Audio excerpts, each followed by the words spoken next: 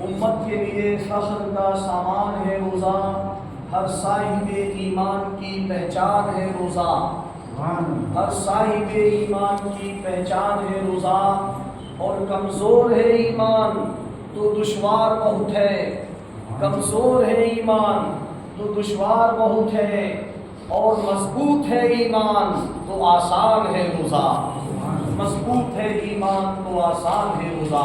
حضرات، یہ رمضان کا جو روزہ ہے وہ ایمان کا تھرمامیٹر ہے کہ کس بندے کے اندر کس سینٹی گریڈ کا ایمان ہے، اس ایمان کی ڈگری کتنی ہے، اس ایمان کی سپریورٹی کتنی ہے۔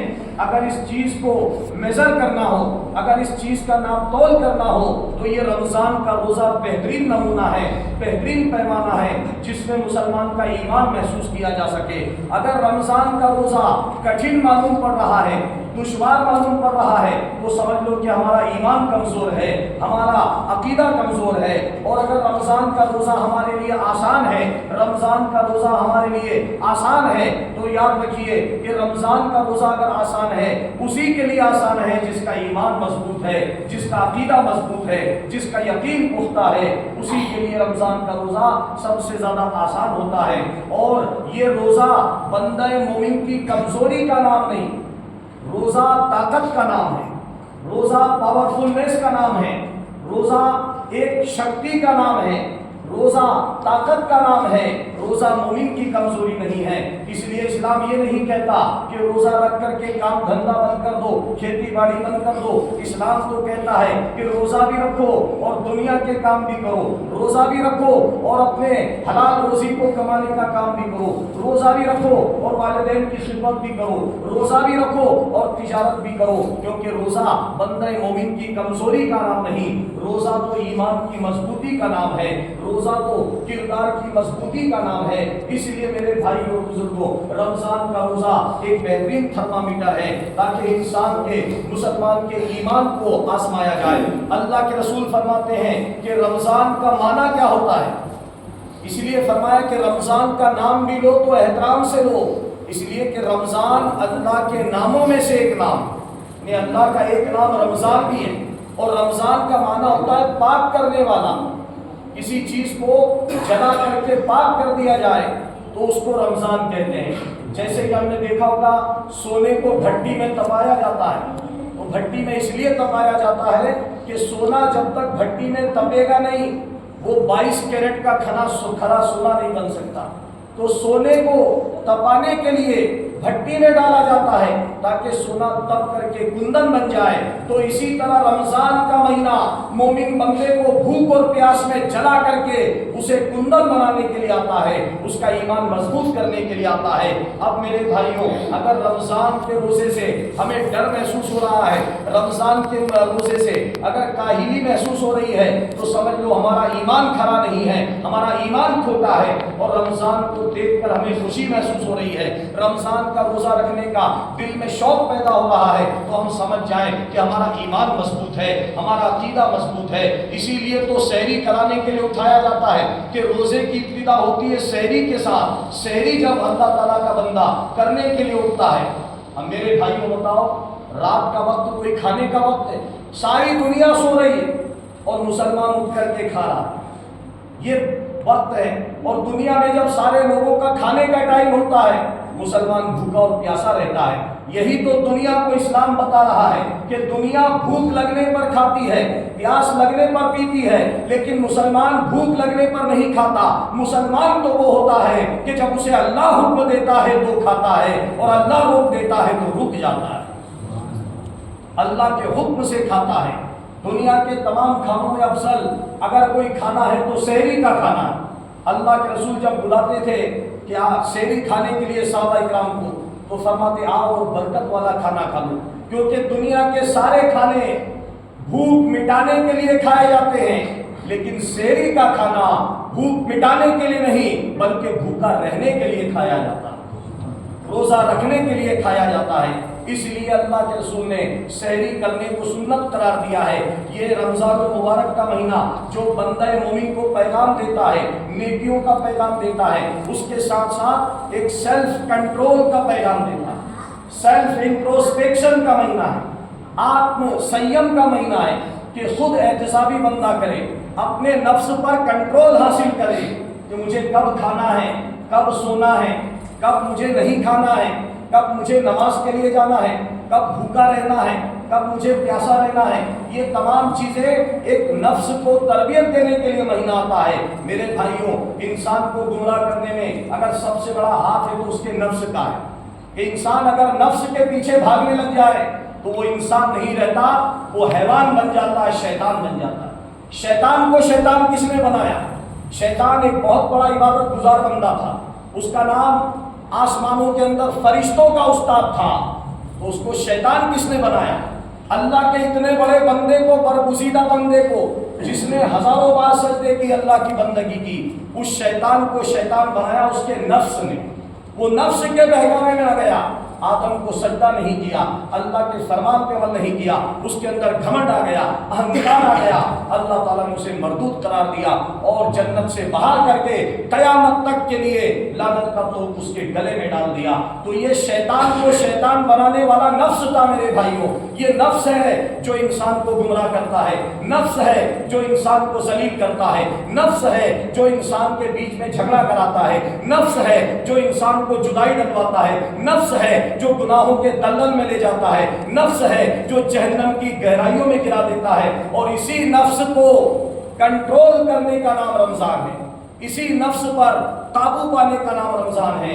इसीलिए औरंगजेब आलमगीर ने फतह आलमगीरी में लिखा कि जिसने खुद पर जीत हासिल कर ली, अपने आप को फतह कर लिया, उसने पूरी दुनिया को फतह कर लिया, पूरी दुनिया को जीत लिया।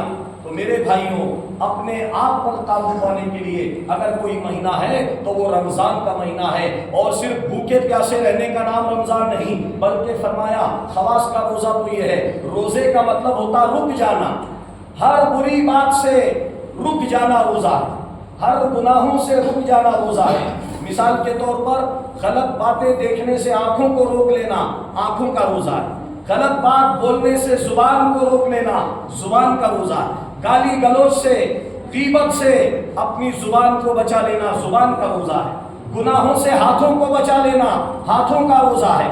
गलत रास्ते पर चलने से अपने पाँव को रोक लेना, पाँव के लिए रोजा है। गलत विचारों से अपने दिल और दिमाग को बचा लेना, किसी के बारे में गलत ना सोचना, किसी से जलन ना रखना, किसी से हसद ना रखना, ये अपने दिल और दिमाग का रोजा है मेरे भाइयों। इसीलिए अल्लाह के रसूल ने फरमाया कि जो रोजा रखते हुए भी झूठ बोलना ना छोड़े, गाली देना ना छोड़े, लोगों को सताना ना छोड़े, गीबत करना ना छोड़े, तो उसका रोजा नहीं होता। भूखा प्यासा रहने का उसे सवाब नहीं मिलता। इसलिए मेरे भाइयों, हर गुनाहों से रुक जाना रोजा है। इसीलिए कुरान ने फरमाया लअल्लकुम तत्तकून, ताकि तुम्हारे अंदर तकवा पैदा हो जाए, परहेजगारी पैदा हो जाए, सेल्फ कंट्रोल का जज्बा पैदा हो जाए, खुद एहतसाबी का जज्बा पैदा हो जाए, अल्लाह ताला का खौफ पैदा हो जाए, नबी की मोहब्बत पैदा हो जाए। आज जरूरत इसकी है कि रमजानुल मुबारक के रोजे के मकसद को हम समझें कि अल्लाह इस्लाम ने रोजा क्यों फर्ज किया। इस्लाम की जितनी भी इबादत है मेरे भाइयों, उन तमाम इबादतों के पीछे एक मकसद छुपा हुआ होता है। उस मकसद को पा लेना ही असल कामयाबी होती है। कि रोजा रखना भूखे और प्यासे रहने का नाम नहीं, रोजे रखने का मतलब यह है कि हमारे अंदर सुधार पैदा हो, गुनाह की आदत हमसे छूट जाए, हम नेकियों के रास्ते के मुसाफिर बन जाए। ये एक महीने की मिलिट्री ट्रेनिंग, जिस तरह मिलिट्री को तैयार किया जाता है, ट्रेनिंग दे करके, भूखे और प्यासे रखकर, कसरत कराकर, मशक्कत कराई जाती है, मेहनत कराई जाती है, ताकि वो दुश्मन के हमले के लिए तैयार है, दुश्मन पर फतह हासिल कर सके। तो इस्लाम ने रमजान के लिए मुसलमान को ट्रेनिंग दिलाई कि बाहर के दुश्मन से भी खबरदार हो जाए, और अंदर का दुश्मन, बाहर का दुश्मन शैतान है और अंदर का दुश्मन उसका नफ्स है, उन दोनों से लड़ने के लिए ट्रेनिंग दी जाती है इस महीने के अंदर। और इस महीने को इसीलिए रमजान कहा जाता है कि मोमिन बंदे के गुनाहों से उसको निकाल कर नेकियों के रास्ते पर डालना। इसीलिए रमजान मुबारक का रोजा फर्ज किया गया है। अल्लाह के रसूल ने इसीलिए फरमाया नेकियों के मौसम बहार में कि रमजान मुबारक में बंदा एक नमाज अदा करता है तो 70 नमाजों का सवाब दिया जाता है। अगर बंदा मोमिन एक जुमे की नमाज अदा करता है तो उसे 70 जुमा का सवाब दिया जाता है। अगर वो निफिल नमाज अदा करता है तो उसे अल्लाह ताला تعالیٰ فرض کا ثواب دیتا ہے۔ اور حدیث میں آتا ہے کہ رمضان کی جو راتیں ہیں ان راتوں میں کوئی رات ایسی نہیں گزرتی جس رات میں اللہ تعالیٰ ہزاروں نہیں بلکہ لاکھوں جہنمیوں کو جہنم سے آزاد فرما دیتا ہے۔ ہر رات رمضان میں یہ ہوتا ہے۔ اور ایک رات کے بارے میں تو قرآن کہتا ہے اِنَّا أَنزَلْنَاهُ فِي لَيْلَةِ الْقَدْرِ وَمَا أَدْرَاكَ مَا لَيْلَةُ الْقَدْرِ کہ بے شک ہم نے اس قرآن کو نازل کیا لیلۃ القدر میں، اور لیلۃ القدر کی وہ رات جو 1000 مہینوں سے افضل ہے۔ تو قرآن رمضان میں نازل ہوا اور قرآن کی ٹریننگ مسلمانوں کو دی جا رہی، روزہ رکھوا کر، تقویٰ کروا کر، گناہوں سے بچا کر رمضان میں وہ ٹریننگ دی جا رہی ہے کہ مسلمان صرف قرآن پڑھنے والا قاری نہ بنے بلکہ وہ چلتا پھرتا قرآن بن جائے۔ مسلمان کا بولنا قرآن ہو، مسلمان کا دیکھنا قرآن ہو، مسلمان کا سماج میں رہنا قرآن کے مطابق ہو، مسلمان کا سوچنا قرآن کے مطابق ہو، مسلمان کا ہر کام کرنا قرآن کے مطابق ہو۔ یعنی قرآن کے سانچے میں ڈھالنے کے لیے 1 مہینے کا روزہ اس پر فرض کیا گیا ہے۔ اس لیے میرے بھائی اور بزرگوں، ہماری اور آپ کی یہ ضرورت ہے۔ رمضان المبارک کی فضیلت میں اللہ کے رسول نے فرمایا کہ جس نے ایمان کی حالت میں رمضان المبارک کے روزے رکھے اس کے پچھلے تمام گناہ معاف کر دیے جاتے ہیں، پچھلے تمام گناہ معاف کر دیے جاتے ہیں۔ پڑھیے درود پاک اللہم صلی علی سیدنا و مولانا محمد و علی وسلم، صلاۃ و سلام علیک یا رسول اللہ، صلاۃ و سلام علیک یا حبیب اللہ صلی اللہ تعالی علیہ وسلم۔ اس لیے ماہ رمضان ہمارے لیے بہت قیمتی ہے میرے بھائیوں۔ بہت سارے مسلمان ایسے ہیں جو پچھلے رمضان ہمارے درمیان تھے، ہمارے بیچ موجود تھے، آج وہ ہمارے بیچ میں نہیں ہیں، اور ہو سکتا ہے کہ اگلا رمضان آئے اور ہمارے بیچ میں سے کوئی آدمی ہے وہ اس دنیا سے اٹھا لیا جائے، اس کا حکم آ جائے اور وہ اگلا رمضان نہ پا پائے۔ اس لیے اللہ نے قرآن میں فرمایا کہ تم میں سے جو کوئی رمضان کا مہینہ پائے اس پر فرض ہے کہ اس رمضان کے روزے رکھے۔ یہ ہماری مرضی پہ نہیں ہے کہ چاہے تو روزہ رکھ لے چاہے تو نہ رکھے، نہیں، بلکہ ہر مسلمان پر یہ کمپلسری نہیں بلکہ فرض ہے کہ رمضان المبارک کا روزہ رکھے۔ کوئی مسلمان اگر ایک روزہ بھی چھوڑ دیتا ہے تو وہ جہنم کا حقدار بن جاتا ہے، سخت گنہگار بن جاتا ہے۔ اس لیے بچوں کے بارے میں آتا ہے کہ اگر بچے بھی اتنے سمجھدار ہو جائیں، ماشاءاللہ بھی بچے مسجد میں آ رہے ہیں، بہت خوشی کی بات ہے کہ بچے کھیل کود اور موبائل کو چھوڑ کر مسجد میں آتے ہیں اور مسجد میں آ کر عبادت کرتے ہیں، سپارہ پڑھتے ہیں۔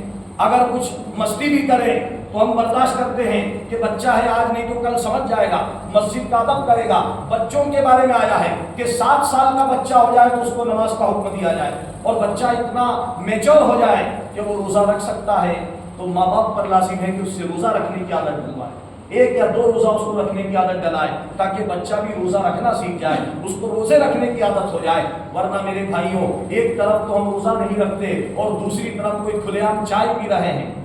جن لوگوں پر روزہ شریعت میں معاف ہے، انشاءاللہ آج کے خطاب میں تراویح کے بعد میں بتاؤں گا وہ کون لوگ ہیں جن کو رمضان میں روزہ چھوڑنے کی اجازت دی گئی، اور جن کو اجازت دی گئی ہے ان کو بھی یہ اجازت نہیں کہ سرے عام روزے کی بیعت بھی کریں، کہیں بھی بیٹھ کے چائے پینے لگ گئے، کہیں بھی بیڑی سگریٹ پینے لگ گئے، گٹکا کھانے لگ گئے، ہوٹلوں میں جا کے ناشتہ کرنے لگ گئے یا ہوٹل میں جا کے چائے پینے لگ گئے۔ میرے بھائیوں، ایسا کرنا رمضان کی بیعت بھی کرنے کے برابر ہے، اور اسلام میں آیا کہ جو شخص رمضان کی بیعت بھی کرے اگر اسلامی حکومت ہو تو شخص کو قتل کر دیا جائے، یعنی وہ زندہ رہنے کے لائق نہیں۔ جو روزے کی بیعت بھی کرے، جو رمضان کی بیعت بھی کرے۔ اس لیے اللہ تعالیٰ سے دعا ہے مولا کریم ہمیں اور آپ کو سننے کے ساتھ ساتھ عمل کرنے کی توفیق عطا فرمائے، ماہ رمضان المبارک کا احترام کرنے، اس کے روزے رکھنے اور تراویح اور نمازوں کو ادا کرنے کی توفیق عطا فرمائے۔ وما علینا الا البلاغ، سنت ادا کرنے۔